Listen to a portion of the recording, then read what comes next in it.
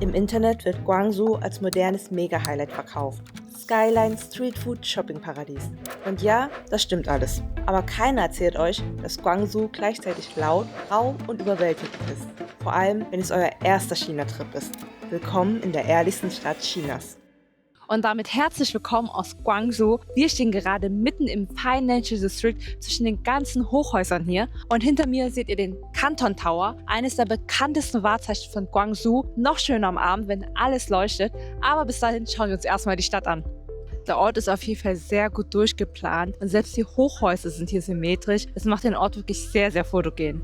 Bevor es dieses Viertel gab, war hier vor nur Ackerfläche und Reisfelder und auch die Planung begann erst in den 90er Jahren. Somit macht es dieses Viertel extrem neu und modern. Neben den ganzen Hochhäusern findet man aber auch sehr viele Grünflächen, wie zum Beispiel hier so eine Art kleiner Park, wo man sich auch reinsetzen kann und entspannen kann.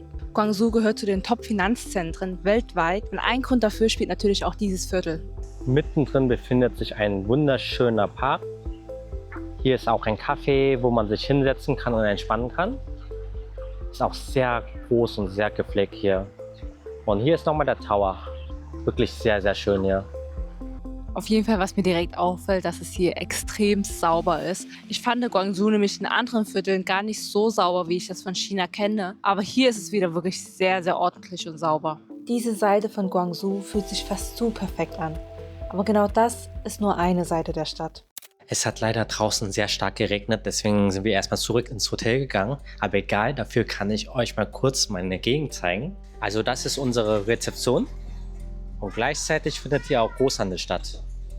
Einige Geschäfte haben auch schon zu, aber es gibt halt wirklich sehr viele. Da vorne ist noch eine Frau, die zum Beispiel Schmuck macht, glaube ich. Und direkt neben dem Gebäude werden Autos übereinander gestapelt. An sich ist das auf jeden Fall eine ziemlich gute Idee, denn es ist sehr platzsparend und man verdoppelt eigentlich die Parkplatzanzahl. Aber ich frage mich ein bisschen, wie kommt das obere Auto raus, wenn unten drunter ein Auto ist? Also die können es ja dann nicht einfach runterlassen. Hier seht ihr ein sehr typisches Wohngebäude in China. Guangzhou ist eines der größten Großhandelszentren weltweit. Es kommen sehr viele Händler aus Afrika, Nahost oder Europa hierher, um Ware zu kaufen. Ihr kennt ja bestimmt das Geschäftsmodell Amazon FBA. Viele Produkte, die online verkauft werden, werden genau hier in Guangzhou hergestellt. Guangzhou liegt im Peilflussdelta, einer der wichtigsten Wirtschaftsregionen Chinas. Zusammen mit Städten wie Shenzhen, Foshan und Dongguan ist die Region ein riesiges Netzwerk aus Fabriken, Großmärkten, Logistik und Export. Deshalb fühlt sich die Stadt an manchen Ecken weniger wie eine klassische Innenstadt an und mehr wie ein lebender Umschlagplatz. Ihr werdet hier auch jede Menge Pakete sehen. Wirklich sehr, sehr viele. Man kann hier auch jede Menge Klamotten kaufen. 3 Stück für 100 Yuan, so 4 Euro pro T-Shirt ungefähr.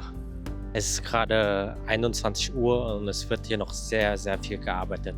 Noch sehr viele Pakete gehen heute noch raus. Neben den vielen Paketen gibt es hier auch jede Menge leckere Restaurants. Auf jedem Tisch ist auch so ein QR-Code. Man nutzt Alipay, um das zu scannen und dann kann man sich Essen bestellen. Das ist so ein Restaurant, wo wirklich nur Locals sitzen.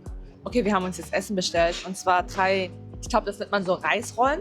Einmal mit Ei, das hat 9 Yuan gekostet. Dann einmal mit Rindfleisch, Pilzen, Sojasauce, Gemüse und ich glaube Lauch oder so ist noch drin. Das hat 13,80 Yuan gekostet. Und einmal das gleiche, nur mit Schweinefleisch, das hat 12,80 Yuan gekostet. Alles zusammen hat ungefähr 4,41 Euro gekostet. Also ich würde sagen, das ist schon relativ günstig. Das Gericht schmeckt hier wirklich sehr, sehr gut. Das heißt, wenn ihr in der Canton-Gegend seid, probiert das unbedingt aus. Und Guangzhou ist ja allgemein auch bekannt dafür, ein Foodparadies zu sein. Uns ist aufgefallen, dass Guangzhou viel chaotischer ist als viele andere Städte, wo wir bisher waren in China. Und genau das hat uns ziemlich überrascht. Aber umso länger man hier bleibt, umso mehr versteht man, warum das so ist. Guangzhou gehört zu den wichtigsten Handelsstädten in China. Hier wird nonstop geliefert, gekocht, verkauft. Extrem viel Leben findet draußen auf der Straße statt. Märkte, Garküchen, Lieferverkehr. Alles findet gleichzeitig statt. Dazu kommt, dass die Stadt über 2000 Jahre alt ist und sich einfach entwickelt hat, statt komplett neu durchgeplant zu werden. Zwischen modernen Hochhäusern findet man immer mal wieder alte Viertel und sogenannte Urban Villages, wo ganz viele Häuser eng aneinander gebaut werden und das ganze Leben auf einem Fleck stattfindet. Und genau deshalb wirkt hier vieles unordentlicher, aber dementsprechend auch irgendwie echter. Nicht so viel Hochglanz, mehr Alltag. Und es ist zwar vielleicht nicht perfekt, aber genau das macht Guangzhou irgendwie besonders. Wir sind wieder beim Canton Tower und suchen gerade nach einem Bus ohne Fahrer. Genau, wir haben den bisher nicht gefunden, aber stattdessen sehen wir hier gerade einen Pepsi-Roboter vor uns. Aber ich glaube, der ist nicht angeschaltet. Ich glaube, das ist auch kein richtiger Roboter, sondern nur aus Plastik. Ja, der ist nur aus Plastik. I'm looking for the bus with no driver. You know where I can find it? Go straight and turn right. Okay, yeah. Thank you so much. Yeah. Okay, sie meinte, wir müssten da vorne lang oder nach rechts mal schauen. Ich glaube, das ist der da vorne, der gerade wegfährt. Oh, auf der anderen Seite ist auch einer. Da ist kein Fahrrad drin. Wow. Okay, wir haben jetzt die Station gefunden und hier ist auch keine Ausschilderung oder so. Hier sind einfach nur Menschen und das Auto und deswegen haben wir uns einfach dahingestellt. Der Bus ist aber relativ klein für einen öffentlichen Bus. Also da passen vielleicht 10 bis 15 Leute Maximum rein. So sieht der Bus von außen aus. Sieht schon bequem aus. Ich habe gehört, dass man hier sogar bis zu 2 Stunden warten muss. Also ich würde sagen, wir haben heute echt viel Glück. Leider ist kein Platz mehr und wir müssen warten. Ja, er lässt uns nicht rein, weil es schon voll ist. Es sind genau 4 Erwachsene, 2 Kinder und der Busfahrer drin und mehr passen irgendwie auch nicht rein. Übrigens, es gibt hier einen Busfahrer, aber der Busfahrer fährt eigentlich nicht selber, sondern er ist nur da für die Sicherheit. Okay, jetzt schaltet der, glaube ich, irgendwas an. Und jetzt fährt der Bus schon los. Also er muss an sich auch nichts machen. Das Lenkrad bewegt sich von alleine und er hat eigentlich nur den Bus einmal gestartet. Und da fährt der Bus ohne uns los. Hoffentlich müssen wir jetzt nicht 2 Stunden warten. Okay, da kommt gerade noch ein Bus. Ich hoffe, der hält ja auch an und lässt uns rein.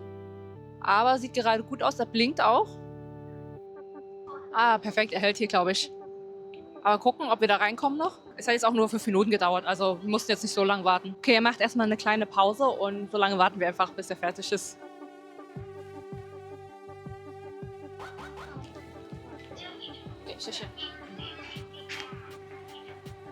Also die Fahrt kostet auch nur 2 Yuan, das sind gerade mal 25 Cent. Aber man kann den Bus auch eher mit einem Shuttlebus oder einem Shuttle-Service vergleichen als einen richtigen öffentlichen Bus. Geht jetzt los und wir fahren einfach schon und er macht einfach nichts. Also er ist halt natürlich als Backup da, aber an sich muss er nicht selber lenken. Es gibt hier übrigens auch einen Stoppknopf, also falls man wahrscheinlich in eine Notsituation kommt oder so, dass man den einfach drücken kann. Und im Vergleich zu anderen Bussen ist hier auch Anschnallpflicht, also man muss sich hier wirklich anschnallen, sonst piept das die ganze Zeit. Auch die Sitze hier sind wirklich sehr, sehr angenehm und auch wirklich sehr bequem, muss ich sagen. Also man merkt wirklich, dass das hier alles sehr neu und sauber ist.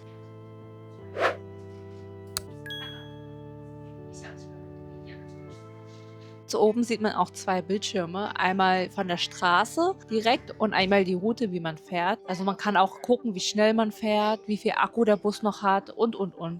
Hier oben kann man auch die ganzen Stationen sehen und wo man gerade ist. Also man sieht, es sind halt auch nur 6 Stationen insgesamt. Fensterfronten sind hier auch wirklich sehr groß, also fast wie Panoramafenster. Deswegen würde ich wirklich sagen, dass dieser Bus eher so für Touristen ist, damit man sich so die Stadt anschauen kann, als wirklich um von A nach B zu kommen. Der Bus fährt auch sehr, sehr langsam und ist auch sehr angenehm. Und insgesamt fühle ich mich wirklich sehr, sehr sicher hier.